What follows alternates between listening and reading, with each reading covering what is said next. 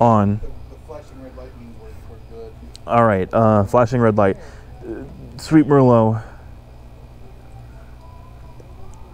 I mean, it's going to take a while for the stream to catch up. Having 6 people join at once was not good on your bandwidth. I don't think that's it. Lapis Assassin. It's coming back up, and now... Okay. We're good? The red light is on. Well, can you hear me? Can you see me? Can everybody see me? Assistant Nightmare says we're good. Lapis Assassin says good. I have a perfectly good explanation for what just happened as I was about to read my story. Guys, I have what's known as an OBS curse. Whenever I stream, it's always threatened to shut down, and unfortunately, I don't want to hear myself. I'm self-conscious. And unfortunately, whenever I'm with the King of Space, I carry that curse with me everywhere I go, so it's my fault. Don't worry, I won't be on camera long. We'll give the king his reign in just a moment. Okay, let's start again. I repeat. It all started 53 years ago, back when I was a fully grown little boy. One day, while I was jumping through the street, I happened upon a large vehicle, which clobbered me violently into a nearby window. After getting my bearings, I looked up to see a young boy with the Game Boy Advance SP Blue Edition in his tiny little hands. I had always dreamed of owning a Game Boy Advance SP Blue Edition, but my family could barely even afford gold. He looked up at me with those big vibrating eyes. His 2 lower teeth quivered in confusion. "Bah, bah, bah," he said softly. This was my chance. I ran at him screaming and stomping my feet, scrambling his brain in sheer confusion. I shoved him as hard as I could and grabbed his Game Boy Advance SP Blue Edition, and I ran out the door. I leaped back down the street towards my home. I pulled open the door by its big smelly handle, and I let myself in quietly. I snuck past my many parents and shut myself into a room. I had made it. Finally, a Game Boy Advance SP to call my own. I will have to keep it hidden from my family. They shan't ever allowed to be known. I took the Game Boy SP in my small, beautiful hands and proceeded to slide the switch to on mode. I will never forget that wonderful sound it made the first time I turned it on. And that wonderful Nintendo logo splashed my screen in sheer delight. I blew out my candle. I pulled my curtain shut tight. I wanted absolutely nothing to get in the way of my first Game Boy Advance SP Blue Edition experience. Suddenly, a small man appeared on screen. Shortly after, the word Mario started flashing behind him. I assume this man is the man known as Mario. I had seen adverts showing him on television. The title of the screen slowly lowered itself in from the top of the screen. Super Mario and the Legend of the Stolen Game Boy Advance SP Blue Edition? My heart sank as I noticed a dead pixel in the lower left region of the screen. Beggars can't be choosers, I thought to myself, however, as I pressed the start button with my thingy. A vast landscape with clouds, bushes, and bricks appeared before my very eye. And there he was, the familiar Mario Man I had grown to enjoy. I pushed left on the left button. Mario himself dashed to the left. Dust between his silly brown shoes filled the air. Amazed by his speed, I quickly pushed right to test his turning abilities.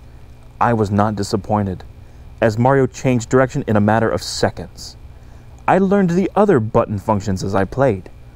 B allowed Mario to dash at high speeds, similar to my own. A allowed him to leap so high in the sky that I screamed in fear that perhaps maybe he wouldn't come back down. Yet he always did, which engaged me in the game world even further. I quickly grasped the concepts of jumping large gaps, avoiding enemies, and climbing a big flagpole at the end of each level. I got to the 4th level without much problems. I looked into a nearby mirror and smiled at myself with one eyebrow raised, and I said loudly, "Does this game think I am not good? I can handle anything it throws my way. Ah, ha ha ha ha, ah." Suddenly, the screen turned black, And I don't mean just black. I mean so black. The screen looked like a big, deep, deep hole. I said out loud, "Is this a hole I see before me?" And it echoed, "Like a hole." I wiped a large chunk of sweat from my flopping brow. That was weird, I thought in a big bubble next to my head. The level loaded, but this time it took a lot longer. Mario stood in place, so I pushed right and began running. I noticed the graphics were getting all jumbly. Also, the music was becoming less like the Mario theme, da da da da da da da, and more garbled like brr, brr, brr, brr, brr. I was nearing the first gap of the stage to jump over. As I drew closer, I readied my sweating pink thumb over the A button. The gap was here.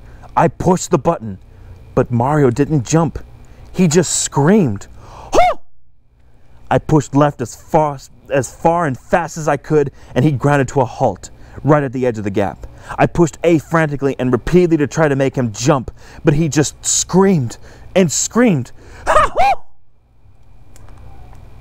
The camera zoomed in on my face as I pummeled that A button, trying to make Mario fill that air above his body.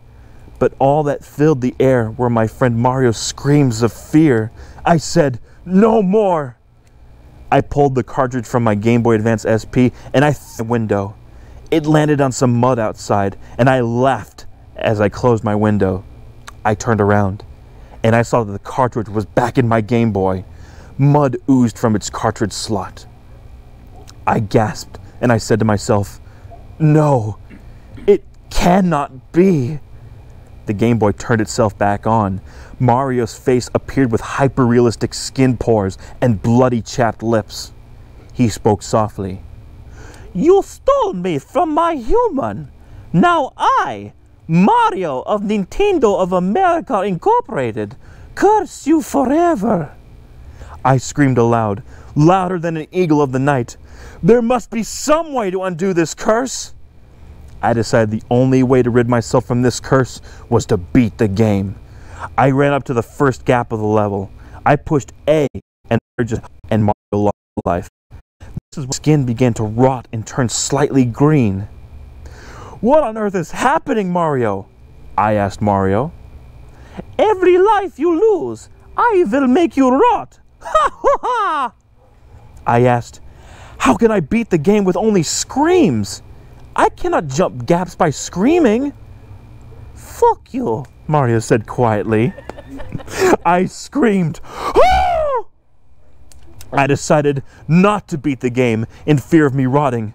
I decided that I was going to do the right thing. I ran out of my room, pushing my feeble mother out of my way in the hallway. I ran down the street to the boy's house. Thunder bellowed and rain pitter-pattered on my crying face. Finally, I reached the house. I leapt up to the boy's window and let myself in. The room was dark. "Boy!" I cried out. "Boy, are you there?" I turned on the light switch. As the room lit up, I saw many people dressed in black. They all cried softly. "Who the flip are you people?" I asked with tears running down my chinny chin. "We are this boy's family," a woman replied. "I was his mother." She pointed into the center of the room where a small white coffin was suspended over a hole. My heart sank. "Is your boy inside that box?"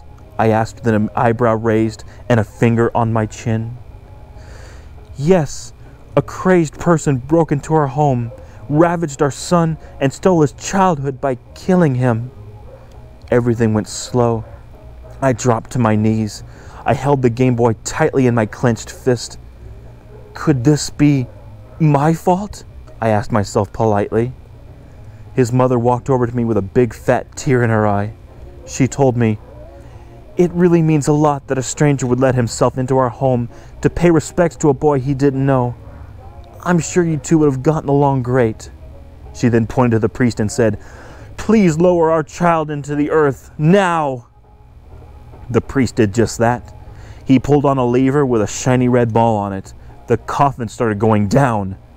I shoved the mother from me and I sprinted toward the coffin. I jumped on that coffin and the rope snapped. I began falling into the earth with the child inside. I heard the screams from his family echoing above. I pried open the coffin as we fell, and I shoved the Game Boy into his tiny, cold mouth. "Free me of this cursed child!" I screamed at the top of my head. I noticed that we weren't hitting the bottom, and that the darkness in this hole reminded me of the dark I saw on the Game Boy. Could this be what I saw before? From the darkness, a floating black and white head of Mario appeared. He said to me, "In this hole, you shall fall with the dead body of a child." And then he Gaussian blurred away. "This is what I get for stealing, I guess," I said as I shrugged. Suddenly, Mario appeared again. He said, "Wow, it sounds like you learned your lesson. You now be free. Bye." He clicked his mustache, and I was back in my room. I looked over on my bed, and the Game Boy Advance SP Blue Edition was gone.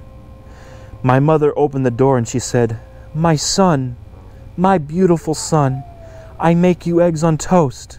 And she threw it on my bed and left with a smile on her face. I realized maybe stealing not okay.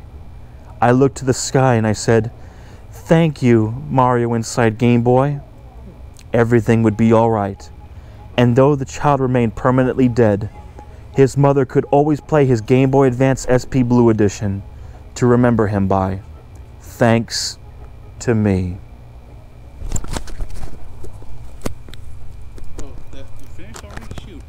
I just stepped away to grab something. That was the end of the story. Ooh, about the Game Boy Advance.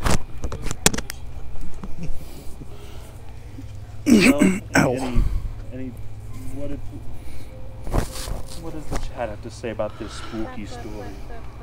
Oh, thank you. So I decided. So I've never read this for anybody. This was my attempt at a horror story, and I wrote this like a long time ago, probably like 2010ish, when I was still in college, and I was obsessed with the X boards on 4chan.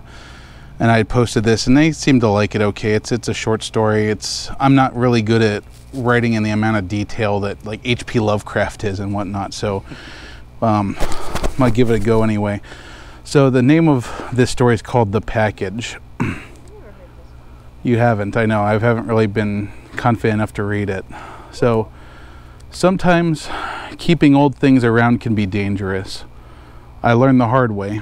My whole life I'd been a pack rat. I kept all my old toys, video games, comics, and magazines from my childhood. Eventually I had grown up, graduated from college, and achieved some facsimile of the American dream. Shortly after getting my first job, my first real job, I got a distressing call from my brother. Mom and Dad had just been killed by a drunk driver on a highway in Northern Virginia. Although my new boss at my job, although still very new at my job, my boss relented and let me leave on short notice to go attend to the business of managing my late parents' estate. Back in Virginia, my brother and I went about making funeral arrangements, and within a week held a small closed casket funeral. Most of my family was either displaced or deceased, so it wasn't really much more than my brother, a few cousins and aunts and uncles, and I attending the funeral. My brother and I went about cleaning the house. We intended to sell it as we really didn't need the house, as we were grown and had places of our own. We went about putting aside all of the nostalgic knickknacks, photo albums, and other things my parent held dear into a box for safekeeping. We started to clear out the attic and started to find a lot of our old toys. Then we stumbled upon our box full of magazines. Nintendo Power, Boy's Life, Zillions, copies of varying ages, you name it. The rest of that evening, my brother and I found ourselves pouring through them on the living room floor like we used to as children. We found one of those ads in the old Superman comics that we had as a hand-me-down from my father that were selling X-ray specs. My brother and I had always asked our dad to order them for us so we could see what made our dog Woofy tick inside and other things you could imagine a young boy would want to do with such a interesting toy. My father would always laugh at us and tell us that the people selling that shit were long gone, and more importantly, that it didn't work. My brother and I laughed, and we were sad. My brother laughed and said we should call the number as a joke and see what happens. That was our biggest mistake. We dialed up the number in the comic, and strangely enough, we heard it ringing. First, we figured this number must be tied to a new business. The phone picked up, and all we heard from the other side was static. A bad connection, perhaps, we thought, but through the static, we felt we could hear someone gasping for air, and then the line went dead. The very noise was creepy, though, and we both decided it was just our match. It took about a week of cleaning before we were finally done and the house was ready to be put on the market. But on the last night before we left, we heard the doorbell ring. Expecting relatives, we opened the door, but instead we were surprised to see a dark figure standing on our doorstep holding a package. There was no UPS truck, no FedEx van, no vehicle whatsoever. I turned my back on the man to turn on the porch light to see the man a little better, but when I turned around, the figure had all but vanished, but there on the doorstep was a package. It was strangely dusty, packaged in newspaper and wrapped with rough twine. The return address on the package was in Centralia, Pennsylvania for some reason. Don't remember ordering anything from there. The package also seemed to have extremely cheap postage. 2 cents. How did anyone get away with shipping something that cheap? We figured something must be amiss. We called the local police department about the curious package, wondering if it was a bomb or something, or this anthrax stuff that the newsman was always talking about.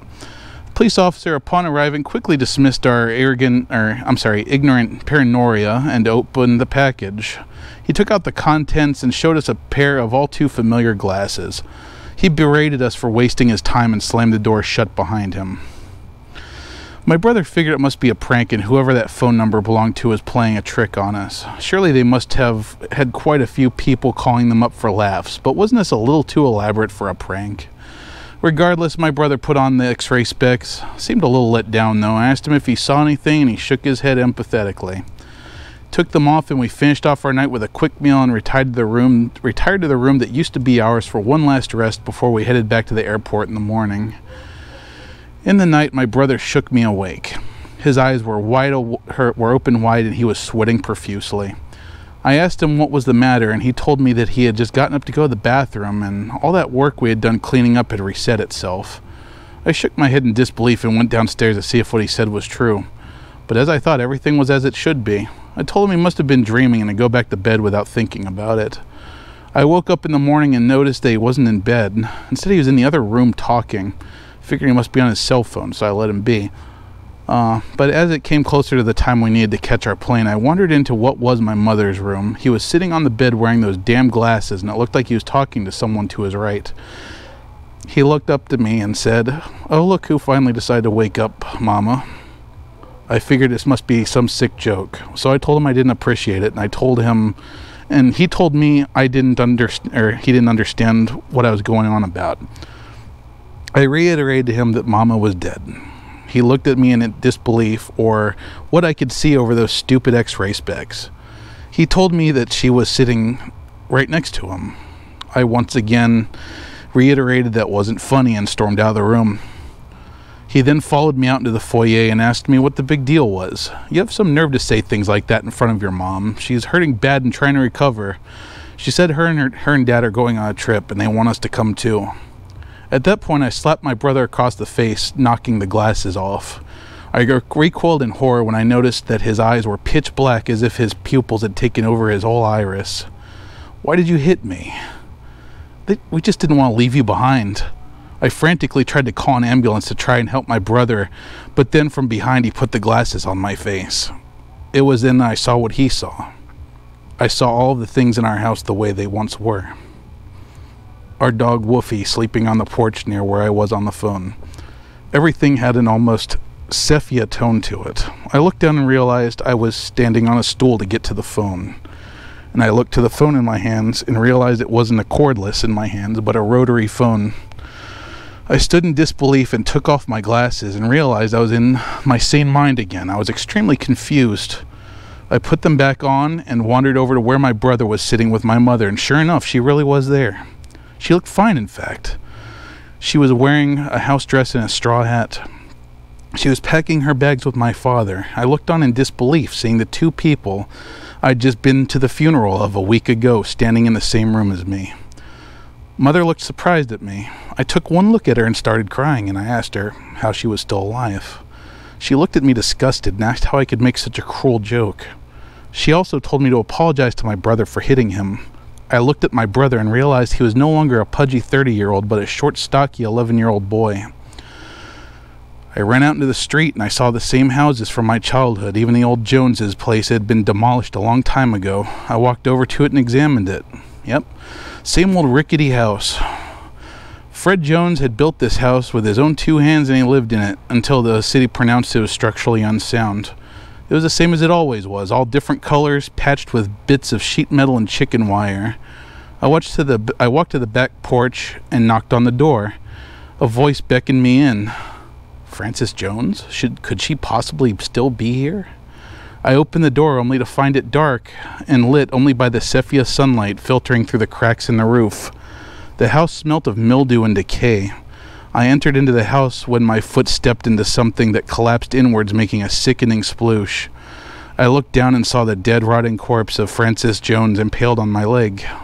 One white glazed-over eye was illuminated by the sepia sun through a small crack in the roof, and it stared at me and I stared right back. Then when I heard Frances's familiar voice ask me if something was wrong, I tore off the glasses and threw them aside and realized I was standing in the empty field that was once the Joneses' property. I remembered that the houses had been demolished, I remembered that before the house had been demolished, Miss Jones had gone missing. And then the sudden sickening realization the sudden realization hit me. What if I saw something that really happened? I walked back across the street to my home. I started to wonder if I was dreaming this. It was all too strange. I tried all the things one would do to wake up, trying to force one's eyes open, pinching myself, and I almost went to the extent of jumping off the roof to see if I would awaken. To my horror, I would notice that even after I had removed the glasses, the color seemed to be slowly draining from my surroundings. The once vibrant green leaves of the oak tree in our front yard had gone to sepia. I swallowed hard and tried to make sure that Jones's house was still gone. But as I turned, there it was, just as I had seen with the glasses on. I ran to the only source of comfort I could think of in this nightmare world. I ran back into my house to my parents' room. However, the room was now a morgue, the bed replaced by two large autopsy tables. My mother and father sprawled out on them, limbs shattered. My mother's body mutilated, hung together by sinew. My father with a hole where the steering column had punctured his chest. And there my brother was talking to them. The lifeless corpses seemed to carry on the discussion of the trip they would be taking.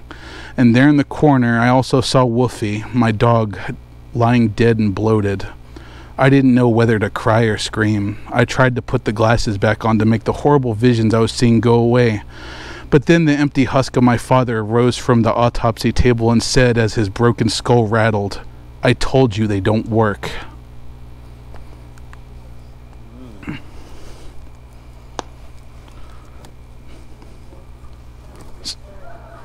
You think so? Yeah. I took out a lot of the stuff that used to be in there because it was pretty obvious that it was like self-insert, because like at the beginning I originally said I got a computer science degree and blah blah blah, and it's just like I was like, yeah, I'll skip that. That just sounds like I'm just sitting here jerking myself off. So I guess let's read some more of these like scary stories to tell in the dark, because they're nice and short and they're not like I definitely want to finish Dunwich Horror for those of you who might be interested in hearing the rest of it. But for now, let's do some short ones just so that we don't get burned out on one story. Man, that fire got going nice and bright again. Just because Clyde may load a few more logs. Oh yeah, I threw some logs in there. And you. You know, let's sing the hearse song. Let's all sing the hearse song. Of course, if you know the words, sing along, but otherwise, you know, I guess just listen. I think it's like the song, it's like da da da da da da da da da da da da da. So Send some of my notes. yeah, don't you ever laugh as the hearse goes by, for you may be the next to die. They wrap you up in a big white sheet, from your head down to your beat. They put you in a big black box and cover you up with dirt and rocks. All goes well for about a week, and then your coffin begins to leak. The worms crawl in, the worms crawl out. The worms play pick-a-no on your snout. They eat your eyes, they eat your nose, they eat the jelly between your toes. A big green worm with rolling eyes crawls in your stomach and then out your eyes. Your stomach turns a slimy green and pus pours out like whipped cream. You spread it on a slice of bread, and that's what you eat when you're dead. All right. Getting all elementary school and shit in here. Heck yeah. So let's see. I wanted to read that Me Tidoti Walker one. I always like that one. Actually, you know what? We could probably use something silly. Sure. Let's see. That one's always nice and silly, and plus it gives me a chance to do stupid voices. Your story was actually really good. It left me feeling kind of scared. What? Was it back? The story you wrote, the package. I also wrote that one SCP, but that's not really something you read like a story. Mm. So this is a story called The Viper. Some of you probably already know this one. A widow lived alone on the top floor of an apartment building. One morning her telephone rang. "Hello," she said. "This is the Viper," a man says. "I'm coming up." Someone's fooling around, she thought, and she hung up. Half hour later, the telephone rang again. It was the same man. "It's the Viper," he said. "I'll be up soon." The widow didn't know what to think, but she was getting frightened. Once more the telephone rang, and again it was the Viper. "I'm coming up now," he said. She quickly called the police. They said they'd be right over, and when the doorbell rang, she sighed with relief. "Oh my God, they're here," she thought. But then she opened the door, and there was a little man with a bucket and a cloth. "I am the Viper," he said. "I wish to wipe and wash your windows."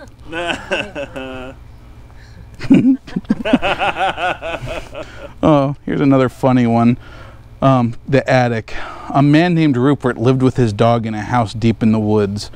Rupert was a hunter and a trapper. The dog was a big German shepherd named Sam. Rupert had raised Sam from a pup. Almost every morning Rupert went hunting, and Sam stayed behind and guarded the house. One morning as Rupert was checking his traps, he got the feeling that something was wrong at home. So he hurried as fast as he could, but when he got there, he found that Sam was missing. He searched the house and the woods nearby, but Sam was nowhere to be seen. He called and he called, but the dog did not answer. For days, Rupert looked for Sam, but he could find no trace of him. Finally, he gave up and went back to work, but one morning he heard something move in the attic. He picked up his gun, and then he thought, "I'd better be quiet about this." So he took off his boots and his bare feet as he began to climb the attic stairs. Woody wants to know if the attic has a toilet. Why would an attic have a toilet in it, Woody? He slowly took one step and then another, until at least he reached the attic door. He stood outside listening, but they didn't hear a thing, and they opened the door and ah! And then you'd scream too if you stepped on a nail with your bare feet. Yeah, haha, so silly. I'm trying to find that Me Tidoti Walker one. That one was always one of my favorites. You're fine. Huh? Open it up with the wand. I am so sorry. I didn't know they were there, and I didn't expect them to be there. As long as I can put them on. I mean, I can heat them up with a heat gun and bend them back into place where it matters. These were a little bent, so I had to just straighten them again. I'm so sorry. Alright. You didn't break the frames, or the... Yeah, like I said, as soon as I felt something, I stood back up. It's like, oh God, what is that? Like, I thought I sat on a crab or something. Crap. Glasses crab. No, like I said, as long as you didn't break the frame or the lenses, I'm good. Oh man, that place was good that we had. Crab place? God, you know it'd be fun, like if we did something like this every Saturday and we call it the Midnight Society, like Afraid of the dark. yeah, Are You Afraid of the Dark? And then we could get some of that shit that you throw in the fire and it's all green and shit. Now playing on Pluto. Yeah, Sand so that it turns off the fire. I don't think it was. Oh, and then we can do the.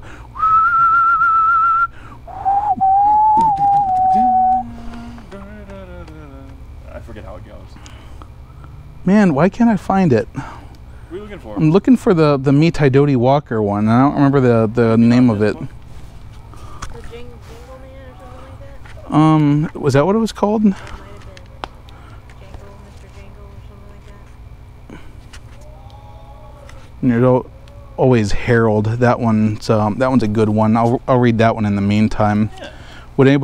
Would any of you like to try to find that book or the story I'm talking about? Jen, you know which one I'm talking about, don't you? See if you can find it in either of these two. See if we can find the story he's looking for. What are you looking for? The one called where the dog starts talking and it's like Me Tidoti Walker. My scary stories are dark, so maybe not be able to show. All right, so this one, I think everyone knows this one, Harold. So when it got hot in the valley, Thomas and Alfred drove their cows up to a cool green pasture in the mountains to graze. Usually they stayed there with the cows for 2 months. Then they brought them down to the valley again. The work was easy enough, but oh, was it boring. All day the two men tended their cows. At night they went back to the tiny hut where they lived. They ate supper and worked in the garden and went to sleep. But it was always the same. It was always the same. Then Thomas had an idea that changed everything. Let's make a doll the size of a man, he said. It'd be fun to make and we could put it in the garden to scare away the birds. It should look like Harold, Alfred said. Harold was a farmer they both hated. They made the doll out of old sacks stuffed with straw. They gave it a pointy nose like Harold and tiny eyes like his. That sounds racist for some reason. And then they added dark hair and a twisted frown. Of course they gave it Harold's name. Each day on their way to the pasture, they tied Harold to a poke in the garden to scare away the birds. Each night they brought him inside so he wouldn't get ruined if it rained. When they were feeling playful, they would talk to him. One night, one of them might say, "How are the vegetables growing today, Harold?" The other, making believe he was Harold, would answer in a crazy voice, "Very slowly." They both would laugh, but not Harold. Whenever something went wrong, they took it out on Harold. They would curse at him and even kick him or punch him. Sometimes one of them would take the food they were eating and smear it on the doll's face. "How do you like that stew, Harold?" he would ask. "Well, you'd better eat it or else," and then the two would howl with laughter. One night, Thomas had wiped Harold's face with food. Harold grunted. "Did you hear that?" Alfred said. "It was Harold," Thomas said. "I was watching him when it happened. I can't believe it." "How could it grunt?" Alfred said. "He's just a sack of straw. It's not even possible." "Let's throw him in the fire," said Thomas, "and that'll be that." "Well, let's not do anything stupid," said Alfred. "We don't know what's going on. When we move the cows down, we'll leave him behind. For now, though, let's just keep an eye on him." So they left Harold sitting in the corner of the hut. They didn't talk to him or take him outside anymore. Now and then, the doll grunted, but that was all. After a few days, they decided there was nothing to be afraid of. Maybe a mouse or some insects had gotten inside of Harold and were making these sounds. So Thomas and Alfred went back to their old ways. Each morning they put Harold out in the garden, and each night they brought him back into the hut. When they felt playful, they joked with him. When they felt mean, they treated him badly as ever. Then one night Alfred noticed something that frightened him. "Harold is growing," he said. "I was thinking the same thing," Thomas said. "Maybe it's just our imagination. We have been up here in the mountains for a long time." The next morning while they were eating, Harold stood up and walked out of the hut. He climbed up on the roof and trotted back and forth like a horse on its hind legs. All day and night he trotted like that. The next morning Harold climbed back down and stood in the far corner of the pasture. The men had no idea what he would do next. They were afraid. They decided to take the cows down into the valley that same day. When they left, Harold was nowhere to be seen. They felt as though they had escaped a great danger and began joking and singing. But when they had gone only a mile or two, they realized that they had forgotten to bring the milking stools. Neither one wanted to go back for them, but the stools would cost a lot to replace. "There's really nothing to be afraid of," they told each other. "After all, what could a doll do?" They drew straws to see who would go back. It was Thomas. I'll catch up with it later," he said, and Alfred walked on down towards the valley. When Alfred came to a rise in the path, he looked back for Thomas, but did not see him anywhere. But he did see Harold. The doll was on the roof of the hut again, and as Alfred watched, Harold kneeled and stretched out a bloody skin to dry in the sun. Yeah, so much for a doll not being able to do anything.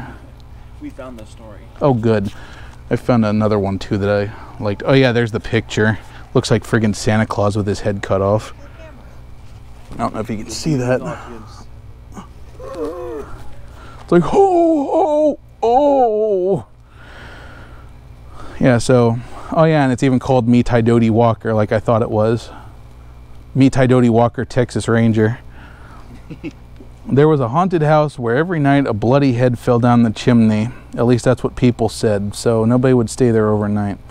Then a rich man offered $200, 200 whole fucking dollars, to whoever would do it. And this boy said he would try if he could have his dog with him. So it was all settled. And he's going to get a PS2. Or maybe he's going to get a Game Boy SP Blue Edition. There you go. The very next night, the boy went to the house with his dog. To make it more cheerful, he started a fire in the fireplace. Then he sat down in front of the fire and waited, and his dog waited with him. And for a while, nothing happened. But a little after midnight, he heard someone singing softly and sadly off in the woods. The singing sounded something like this. Me Tidoti Walker. It must be somebody singing, the boy told himself, but he was frightened. And then his dog answered the song. Softly and sadly it sang, Linchy, Kinchy, Coily, Moily, Dingo, Dingo. The boy couldn't believe his ears. His dog had never uttered a word before. And then a few minutes later he heard the singing again, but this time it was closer and louder, but the words were the same. Me Tidoti Walker. And this time the boy tried to stop his dog from answering. He was afraid that whoever was singing would hear it and come after them. But his dog paid no attention, and again it sang, Linchy, Kinchy, Coily, Moily, Dingo, Dingo. A half hour later, the boy heard the singing again. Now it was in the backyard, and the song was the same. Me Tidoti Walker. And again, the boy tried to keep his dog quiet, but the dog sang out louder than ever before. Linchy, Kinchy, Coily, Moily, Dingo, Dingo. Soon the boy heard the singing again, but now it was coming down the chimney. Me Tidoti Walker. And the dog sang right back. Linchy, Kinchy, Coily, Moily, Dingo, Dingo. And I can't do it in a dog's voice. Suddenly a bloody head fell out of the chimney. It missed the floor and landed right next to the dog. The dog took one look, shat, and fell over, dead from fright.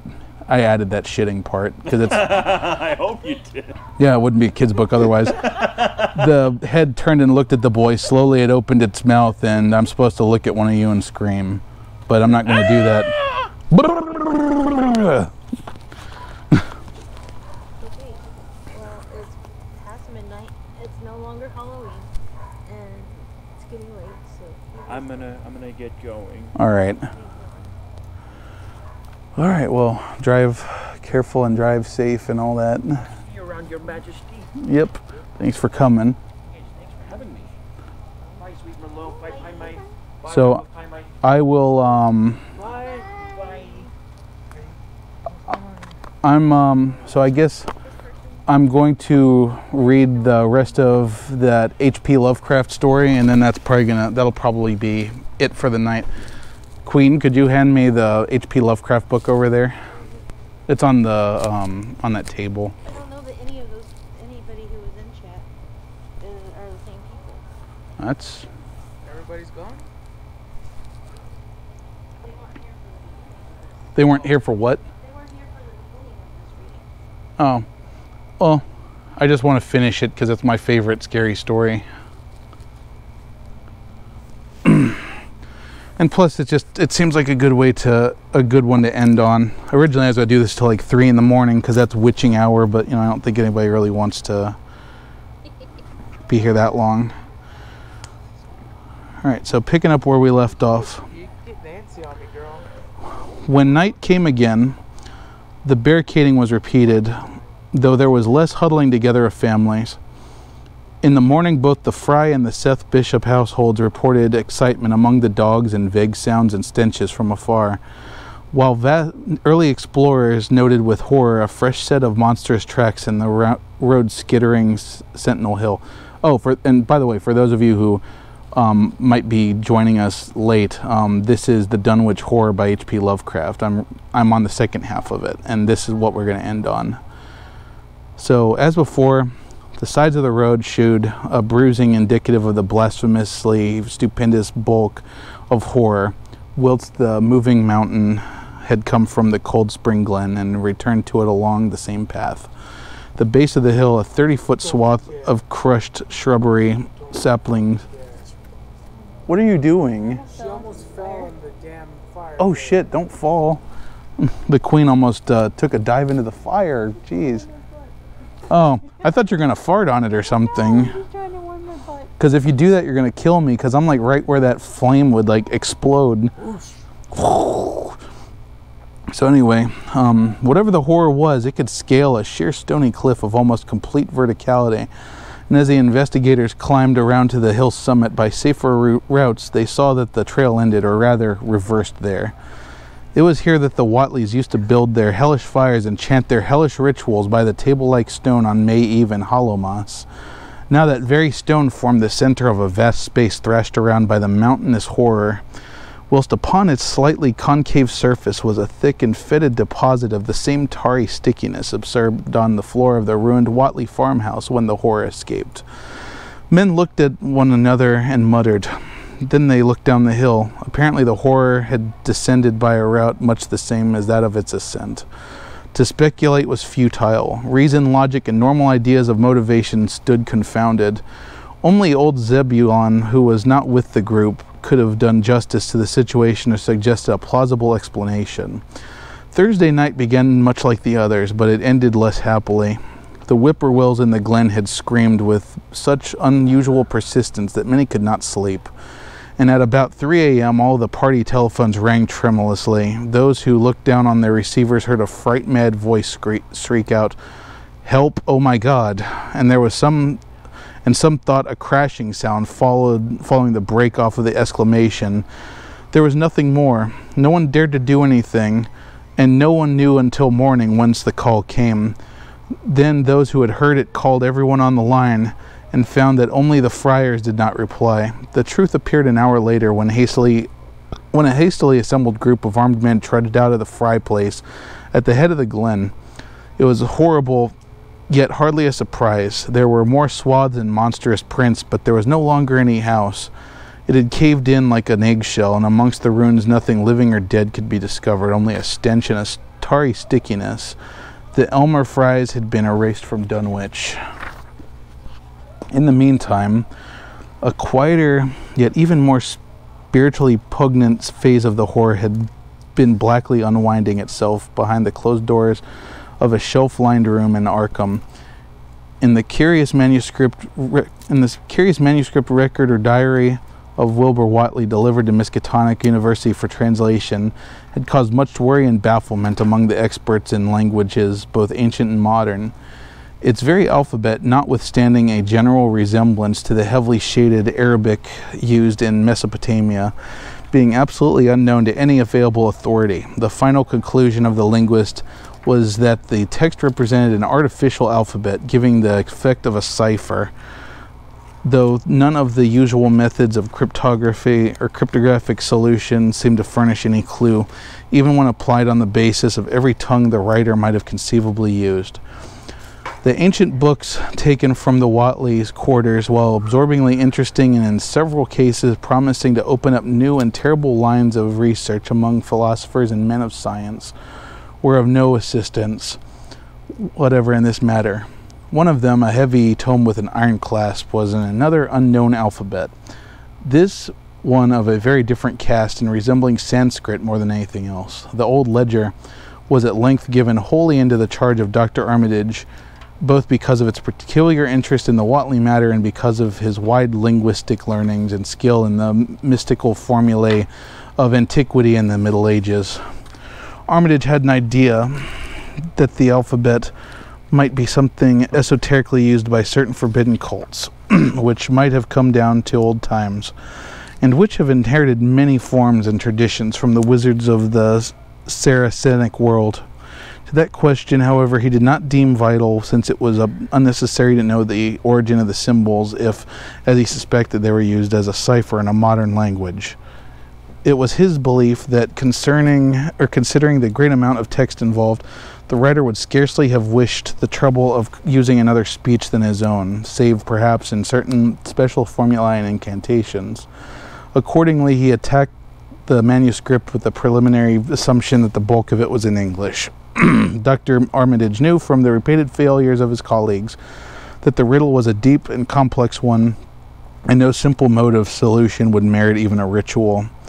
And all through late August, he fortified himself with the massed lore of cryptography, drawing upon the fullest resources of his own library and waiting night after night amidst the arcana of Trimitius's Polygraphia, Gambasti, Porta's De Furtis Litteron Notis, De Vinegran's Trait de Chiffres, Falconer's Cryptomenesis, Patefacta, Davies and Thickness's 18th century treatises, and fairly modern authorities like Blair, von Martin, and Kluber's Cryptographic. He interspersed his study and the books with attacks on the manuscript itself. In time became convinced that he had to deal with one of those subtlest and most ingenious of cryptograms, in which many separate lists of corresponding letters are arranged like the multiplication table, and the message built up with arbitrary keywords known only by the initiated. The older authorities seemed rather more helpful than the newer ones, and Armitage concluded that the code of the manuscript was one of great antiquity, no doubt handed down through a long line of mystical experimenters. Several times he seemed near daylight, only to be set back by some unforeseen obstacle. Then, as September approached, the clouds began to clear. Certain letters, as used in certain parts of the manuscript, emerged definitively and unmistakably, and it became obvious that the text was indeed in English. On the evening of September 2nd, the last major barrier gave way, and Dr. Armitage read for the first time a continuous passage of Wilbert Whatley's Annals. It was in truth a diary, as all had thought, and it was couched in a style clearly skewing the mixed occult erudition and general illiteracy of the strange being who wrote it. Almost the first long passage that Armitage deciphered was an entry dated November 26, 1916.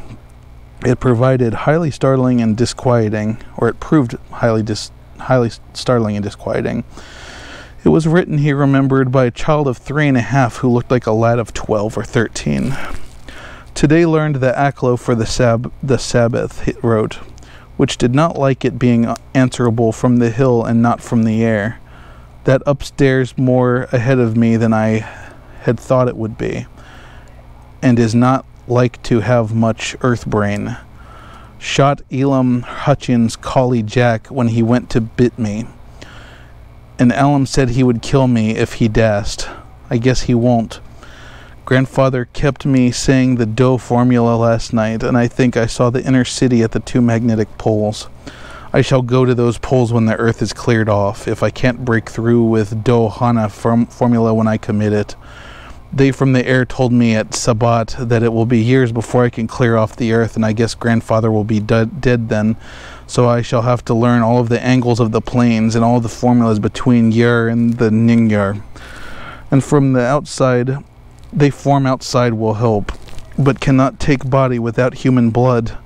That upstairs looks it might have the right cast. I can see it a little when I make the Vorish sign, or blow the powder of Ibghazi at it. And it is near like them at May Eve on the hill. The other face may wear off some. I wonder I shall look when the earth is cleared. There are no earth beings on it. He that came with the Aklo Sabbath said I may be transfigured, there being much of outside to work on. Morning found Dr. Armitage in a cold sweat of terror and frenzy, of wakeful concentration. He had not left the manuscript all night, but sat at his table, under the electric light, turning page after page with shaking hands as fast as he could decipher this cryptic text. He had nervously telephoned his wife he would not be home, and when she brought him a breakfast from house, he could scarcely dispose of a mouthful. All the day, now and then, he halted maddeningly as a reapplication of the complex key became necessary. Lunch and dinner were brought to him, but he only ate the smallest fraction of either. Towards the middle of the next night, he dozed off in his chair, but soon woke out of a tangle of nightmares almost as hideous as the truths and menaces to man's existence that he had uncovered. On the morning of September 4th, Professor Rice and Dr. Morgan insisted on seeing him for a while, and departed trembling and ashen gray. That evening he went to sleep, but sleep only came fitfully. Wednesday, the next day, he was back at the manuscript and began to take copious notes both from the current sections and from those he had already deciphered. In the small hours of the night he slept a little in an easy chair in his office, but he was at the manuscript again before dawn. Sometime before noon, his physician, Dr. Hartwell, came to see him and insisted that he cease work. He refused, intimating that it was of the most vital importance for him to complete the reading of the diary, and promising an explanation in due course of time. The evening, just as twilight fell, he finished his terrible perusal and sank back exhausted. His wife, bringing him dinner, found him in a half-comatose state, but he was conscious enough to warn her with a sharp cry when he saw her eyes wander towards the notes he had taken. Weakly rising, he gathered up the scribbled papers and sealed them all in a great envelope, which he immediately placed in his inside coat pocket. He had sufficient strength to get home, but was so clearly in need of medical aid that Dr. Hartwell was summoned at once. As the doctor put him to bed, he could only mutter over and over again, "But what in God's name can we do?" Dr. Armitage slept, but it was partially delirious the next day. He made no explanations to Hartwell, but in the calmer moments spoke of the imperative need of a long conference with Rice and Morgan. His wilder wanderings were startling indeed, including frantic appeals that something in a boarded-up farmhouse be destroyed, and fantastic references to some plan for the extirpation of the entire human race and all animal and vegetable life from Earth by some terrible elder race of beings from another dimension. He would shout that the world was in danger since the elder things wished to strip it and drag it away from the solar system and cosmos of matter into some other plane or phase of entity from which it had once fallen, vintillions of aeons ago. At other times he would call for the dreaded Necronomicon and the Daemonolateria of Remingus, in which he seemed hopeful of finding some formula to check the peril he conjured up. Stop them, he would shout. Those Watleys meant to let them in, and the worst of all is left. Tell Rice and Morgan we must do something. It's a blind business, but I must know how to make the powder. It hasn't been fed since the 2nd of August, when Wilbur came here to his death, and at this rate. But Armitage had a sound physique, despite his 73 years. He slept off his disorder that night without developing any real fever. He woke last Friday clear of head, though sober with a gnawing fear and tremendous sense of responsibility. Saturday afternoon he felt able to go over to the library and summon Rice and Morgan for a conference, and the rest of the day and evening the three men tortured their brains in the wildest speculation and the most desperate debate. Strange and terrible books were drawn voluminously from stacked shelves and from secure places of storage, and diagrams and formulae were copied with feverish haste and in bewildering abundance. Of skepticism there was none.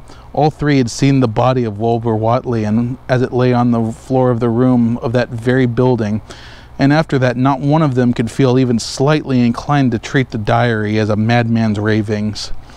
Opinions were divided as to notifying Massachusetts State Police, and the negative finally won. There were things involved which simply could not be believed by those who had not seen a sample, as indeed was made clear during certain subsequent investigations.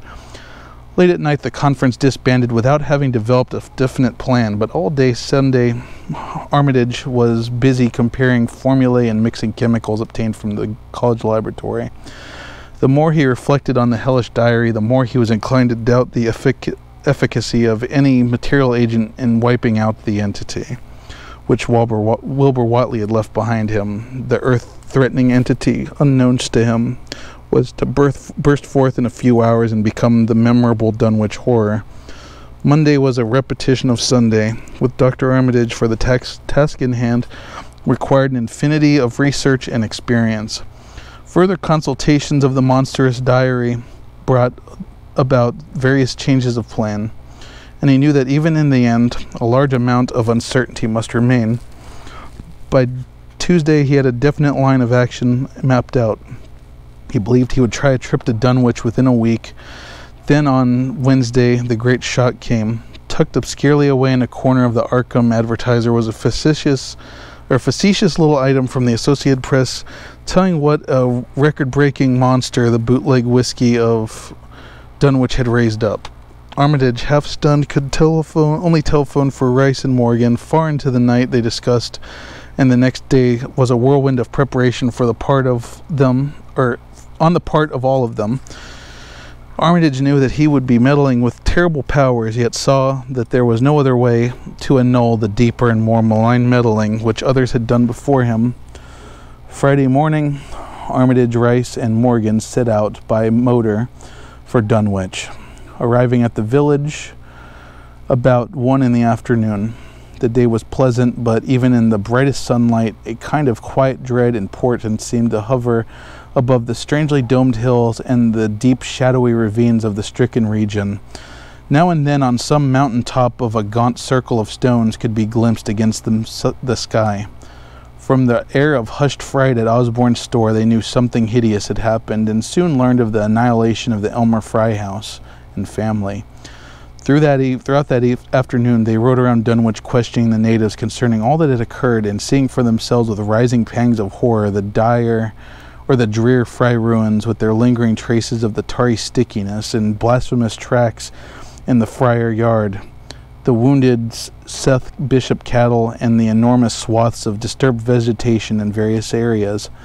The trail up and down Sentinel Hill seemed to Armitage of almost cataclysmic significance, and he looked long at the sinister altar-like stone on the summit. At length the visitors, apprised of a party of state police which had come from Aylesbury the mornings in response to the first telephone reports of the Fry tragedy, decided to seek out the officers and compare notes as far as practicable. This, however, they found to be more easily planned than performed, since no sign of the party could be found in any direction. There had been 5 of them in a car, and now the car stood empty near the ruins in the Fry yard. The natives, all of whom had talked to the policemen, seemed at first perplexed, as Armitage and his companions. Then old Sam Hutchins thought of something and turned pale, nudging Fred Farr and pointing into the dank, dark hollow that yawned close by. "God," he gasped, "I told him not to go down there in the glen, and I never thought nobody'd do it with those tracks that smell and whippoorwills a-screeching down there in the dark and noonday." I don't know what that means. Dark and noonday. Okay. A cold shudder ran through natives and visitors alike, and almost every ear seemed strained in some kind of instinctive, unconscious listening. Armitage, now that he had actually come upon the horror and its monstrous work, trembled with the responsibility he felt to be his. Night would soon fall, and it was then that the mountainous blasphemy lumbered from its eldritch course. Negotium perambulans in tenebris. The old librarian rehearsed the formula he had memorized and clutched the paper containing the alternative one he had not memorized. He saw that his electric flashlight was in working order. Rice, besides him, took from the valise a metal sprayer of some sort used in combating insects, while Morgan uncased the big game rifle, on which he relied despite his colleagues' warnings that no material weapon would be of help. Armitage, having read the hideous diary, knew painfully well what kind of manifestation to expect, but he did not add to the fright of the Dunwich people by giving any hints or clues. He hoped that it might be conquered without any revelation to the world of the monstrous thing it had escaped. As the shadows gathered, the natives commenced to disperse homeward, anxious to bar themselves indoor, despite the present evidence that all human locks and bolts are useless before a force that could bend trees and crush houses when it chose. They shook their heads at the visitors' plans to stand ground at the Fry ruins near the glen as they left, had little expectancy of ever seeing the watchers again. There were rumblings under the hills that night, and the whippoorwills piped threateningly. Once a while the wind, sweeping out of the cold spring glen, would bring a touch of ineffable fodor to the heavy night air, such a fodor that all 3 of the watchers had smelled once before, when they stood above a dying thing that had passed for 15 years and a half as a human being, but the looked-for terror did not appear. Whatever was down there in the glen was biding its time, and Armitage told his colleagues that it would be suicidal to try to attack it in the dark. Morning came wanly, and the night sounds ceased. It was a gray, bleak day, with now and then a drizzle of rain, and heavier clouds seemed to be piling themselves up beyond the hills to the northwest. The men from Arkham were undecided as to what to do. Seeking shelter from the increasing rainfall beneath one of the few undestroyed Fry outbuildings, they debated the wisdom of waiting, or of taking the aggressive and going down into the glen in quest of their nameless, monstrous quarry. The downpour waxed in heaviness. The distant peals of thunder sounded from far horizons. Sheer lightning shimmered, and then a forky bolt crashed near at hand as if descending into the accursed glen itself. The sky itself grew very dark, and the watchers hoped the storms would provide a short, sharp one, followed by a clear weather. It was still gruesomely dark when, not much over an hour later, a confused babble of voices sounded down the road. Another moment brought to view a frightful group of more than a dozen men running, shouting, and even whimpering hysterically. Someone in the lead began sobbing out words, and the Arkham men started violently when those words were developed a coherent form. "Oh my God! Oh my God!" the voice choked out. "It's a goin', and this time by day. It's out and moving this very minute, and only Lord knows when it'll be on all of us." The speaker panted into silence, but another took up his message. "Nigh on a harbor ago, Zeb Watley here heard the phone a-ringin', and it was Miss Corey, George's wife, that lives down by the junction. She says the hired boy Luther was out driving in the cows from the storm, and arter the big bolt, when here all the trees bendin' in the mouth of the glen opposite side tier this, and smelt the same awful smell like he smelt when he found the big tracks last Monday morning. And he says they were swishin', slappin' sound more than what bending the trees and bushes could make. And all of a sudden the trees along the road began get pushed on one side, and they was all an awful stomping and splashing in the mud. But mind ye, Luther, he didn't see nothing at all. It was just bending trees and underbrush. And then fur ahead, when Bishop's Brook goes under the road, he heard an awful creaking and straining on the bridge, and says he could tell the sound of wood is starting to crack and split.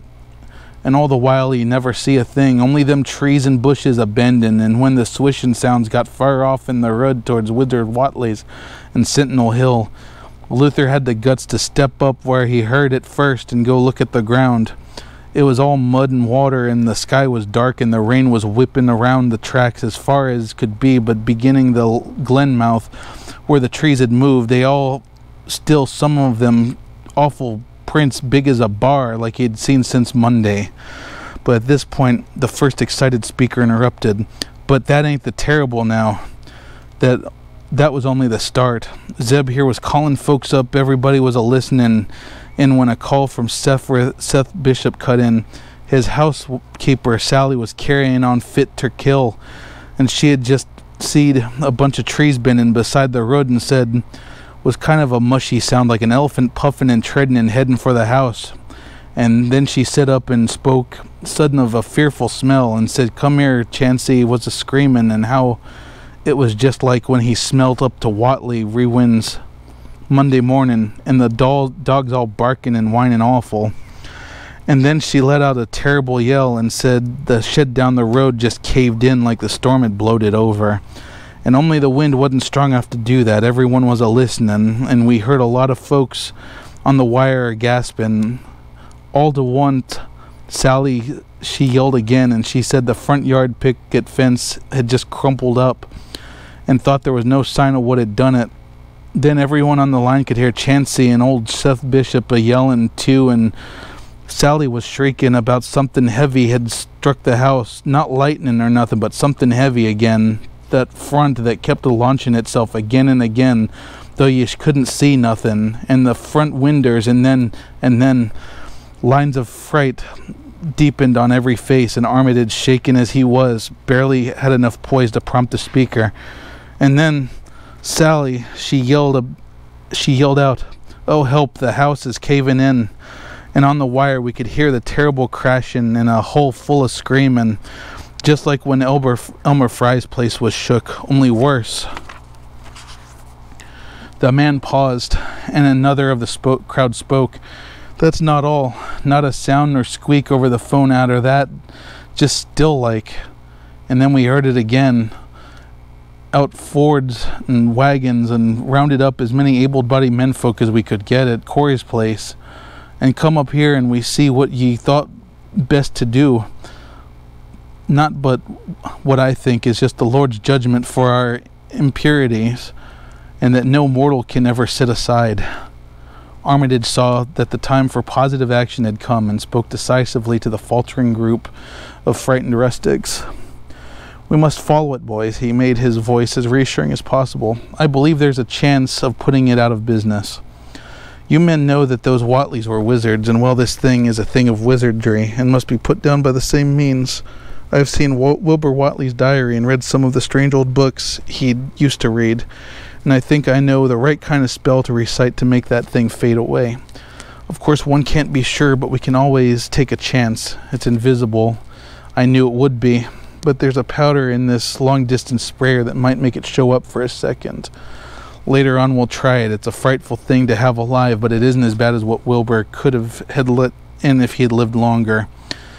You'll never know what the world has escaped. Now we've only one thing to fight, and it can't multiply.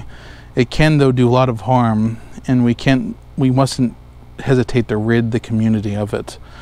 We must follow it, and the way to begin is to go to the place that has just been wrecked. Let somebody lead the way. I don't know your roads very well, but I have an idea there might be a shorter cut across the lots. How about it?" The men shuffled about a moment, and then Earl Sawyer soft-spokely, pointing with a grimy finger through the steadily lessening rain. "I guess you can get to Seth Bishop's quickest by cutting across the lower meadow here, wading through the brook in the low place, and climbing through the carrier mowing, and here the timber lot beyond. And there came out on the upper ready mighty nigh Seth's, a little on the other side." Armitage with Rice and Morgan started to walk in the direction indicated, and most of the natives followed slowly. The sky was growing lighter, and there were signs that the storm had just worn itself away, when Armitage inadvertently took a wrong direction. Joe Osborne warned him and walked ahead to show the right one. Courage and confidence were mounting, though the twilight of the almost perpendicular wooded hill, which lay towards the end of the short cut and among those fantastic ancient trees, they had to scramble up as if they were a ladder, put these qualities to a severe test. At length, they emerged out on a muddy road to find the sun coming out. They were a little beyond the Seth Bishop place, but bent trees and hideously unmistakable tracks showed what had passed. Only a few moments were consumed in surveying the ruins just around the bend. It was the Fry incident all over again, and nothing dead or living was found in either of the collapsed shells that had once been the bishop's house and barn. No one cared to remain there amidst the stench and the tarry stickiness, but all turned instinctively to the line of horrible points leading on towards the wrecked Watley farmhouse and the altar-crowning slopes of the Sentinel Hill. As the men passed the site of Wilbur Watley's abode, they shuddered visibly and seemed again to mix hesitancy with their zeal. It was no joke tracking down something as big as a house that one could not see, but that had all the vicious malevolence of a demon. Opposite the base of Sentinel Hill, the tracks left the road, and there was a fresh bending and matting visible along the broad swath marking the monster's former route to and from the summit. Armitage produced a pocket telescope of considerable power and scanned the steep green side of the hill. Then he handed the instrument to Morgan, whose sight was keener. After a moment of gazing, Morgan cried out sharply, passing the glass to Earl Sawyer and indicating a certain spot on the slope with his finger. Sawyer, as clumsy as most non-users of optical devices are, fumbled with it a while, but eventually focused the lens with Armitage's aid. When he did so, his cry was less restrained than Morgan's. "God Almighty, the grass and bushes are moving. It's going up, and slow-like, creeping up there to the top this minute. Heaven only knows what for. And then the germ of panic seemed to spread among the seekers. It was one thing to chase the nameless entity, but quite another to find it. Spells might be all right, but suppose they weren't. Voices began questioning Armitage about what he knew of the thing. No reply seemed quite to satisfy. Everyone seemed to feel himself in close proximity to the next phases of nature and being utterly forbidden and wholly outside the sane experience of mankind. Don't worry, we only have I think 3 more pages. Yeah, we're close. So, in the end, the 3 men from Arkham, old white-bearded Dr. Armitage, stocky iron-gray Professor Rice, and lean youngish Dr. Morgan, ascended the mountain alone, and after much patient instruction regarding its focusing and use, they left the telescope with the frightened group. They remained in the road, and as they climbed, they were watched closely by those among whom the glass was passed around. It was a hard going, and Armitage had to be helped more than once. High above the toiling group, the great swath trembled as its hellish maker repassed with snail-like deliberateness.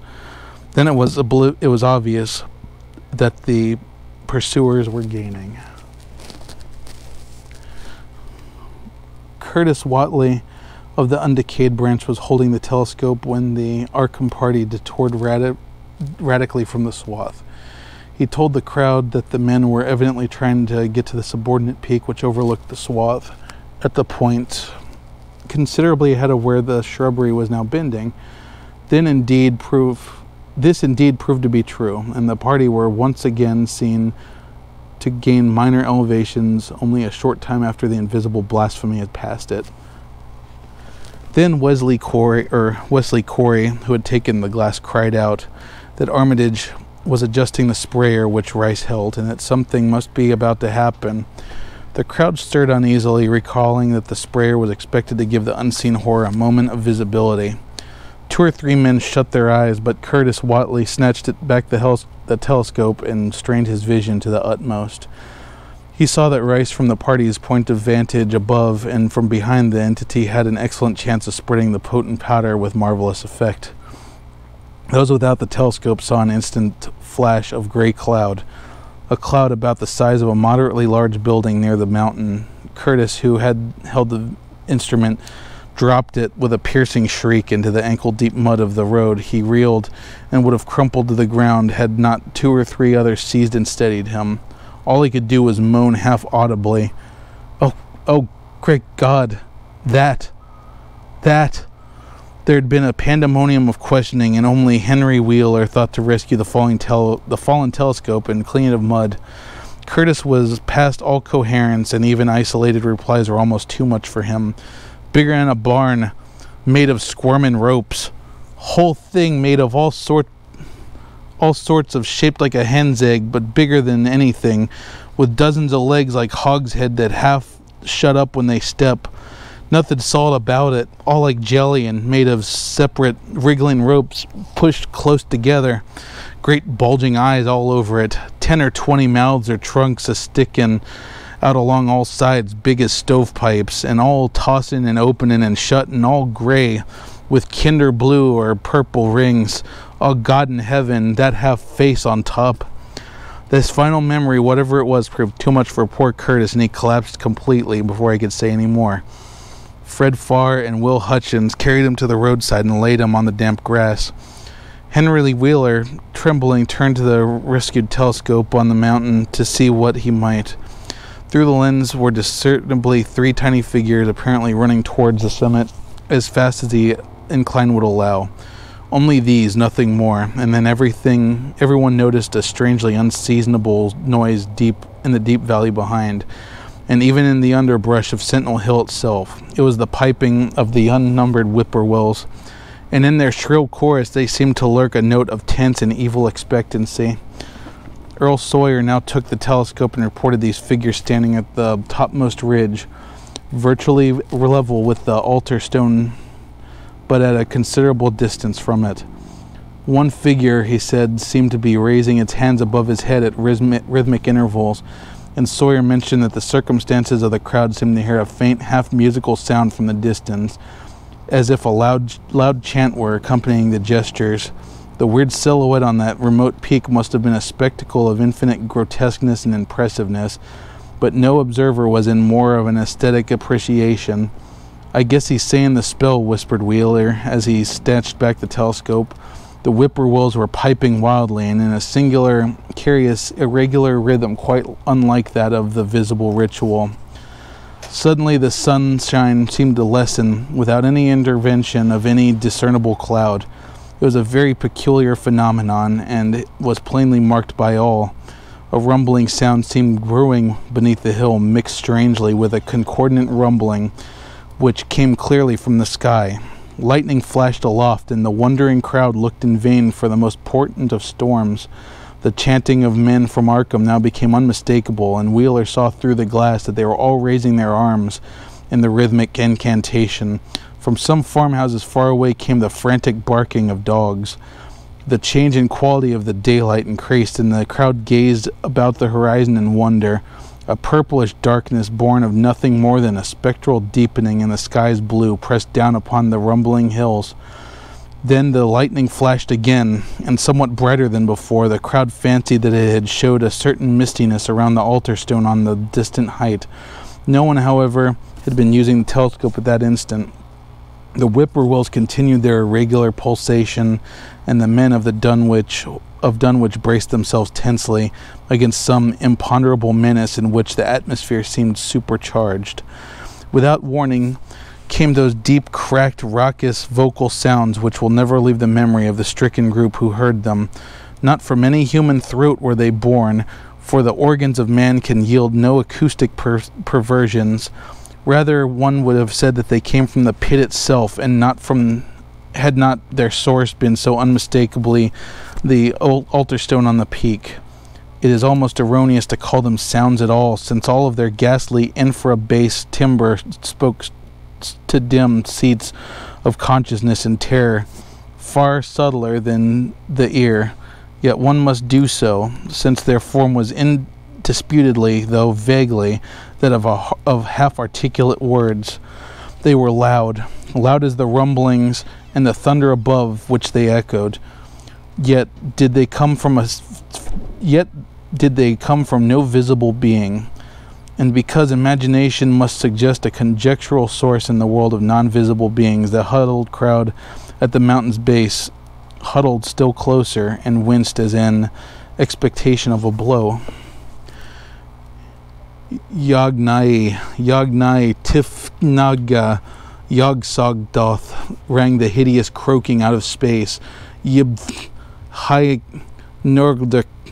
The speaking impulse seemed to falter here, as if some frightful psychic struggle was going on. Henry Wheeler strained his eyes at the telescope, but saw only 3 grotesquely silhouetted figures on the mountain, all moving their arms furiously in strange gestures as their incantation drew near its culmination. From the black wells of archnotic fear on feeling, from what unplugged gulfs of extra cosmic consciousness or obscure long latent heredity were those half-articulate thunder croaking drawn. Presently they began to gather renewed force and coherence as they grew in stark, utter, ultimate frenzy. Ya ya ya, ya ya ya, nya nya, ya ya, help, Father, Yog-Sothoth. But that was all. The pallid group in the road, still reeling at the indisputably English syllables that had poured thickly and thunderously down from the frantic vacancy beside the shocking stone altar, were never to hear such syllables again. Instead, they jumped violently at the terrible report which seemed to rend the hill, the deafening cataclysmic peal whose source, be it the inner earth or the sky, no hearer was ever able to place. A single lightning bolt shot from the purple zenith to the altar stone, and a great tidal wave of viewless force and indescribable stench swept down from the hill to all the countryside. Trees, grass, underbrush were whipped into a fury, and the frightened crowd at the mountain's base, weakened by the lethal fetter of what seemed to be about to asphyxiate them, were almost hurled off to their feet. Dogs howled from the distance. Green grass and foliage wilted to a curious sickly yellow-gray, and over field and forest were scattered the bodies of dead whippoorwills. The stench left quickly, but the vegetation never came right again. To this day, there is something queer and unholy about the growths on and around that fearsome hill. Curtis Watley was only just regaining consciousness when the Arkham men came slowly down the mountain in the beam of sunlight, once more brilliant and untainted. They were grave and quiet, and seemed shaken by the memories and reflections even more terrible than those which had reduced the group of natives to a state of cowed quivering. In reply to a jumble of questions, they shook their heads and reaffirmed one vital fact. "The thing has gone forever," Armitage said. "It has been split up into what it was originally and can never exist again. It was an impossibility in a normal world.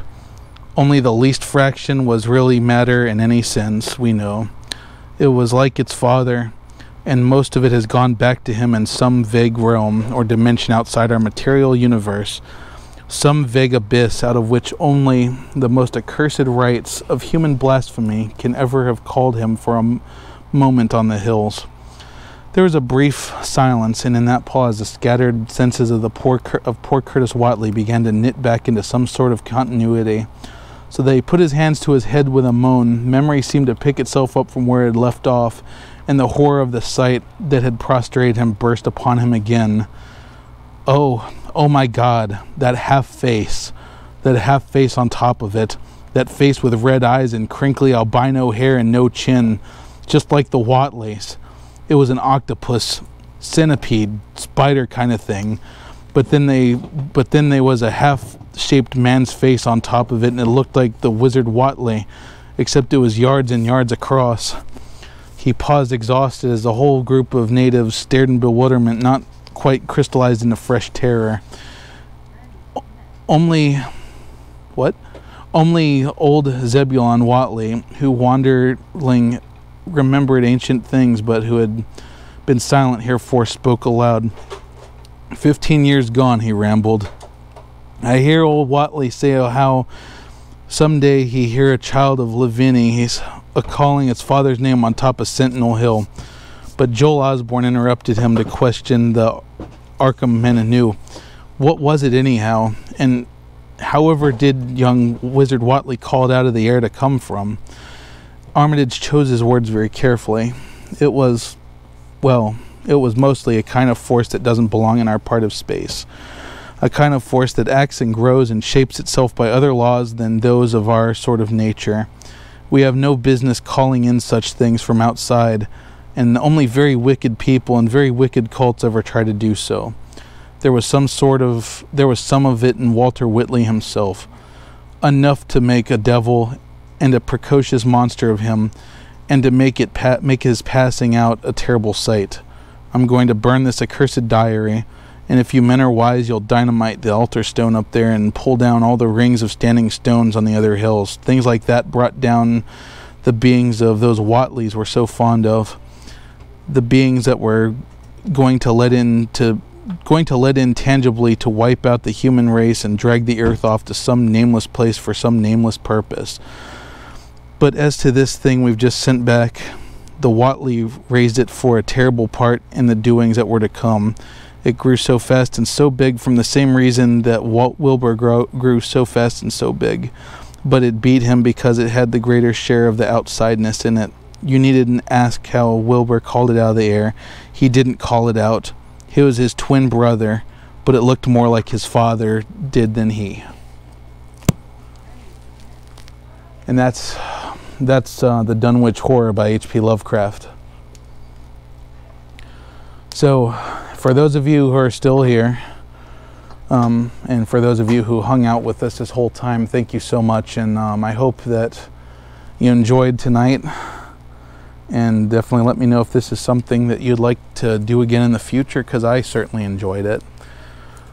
And happy Halloween, everybody. I know that this year has been a really terrifying year for all of us, and it seems like something out of a horror movie, but we've made it this far, and hopefully we'll get through the rest of it just as well and come out of it stronger.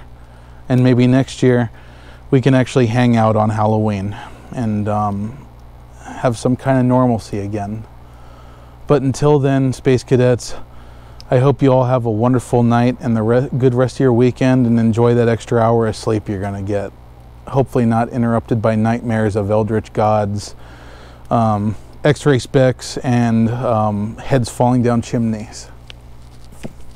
Good night, guys. Sweet dreams.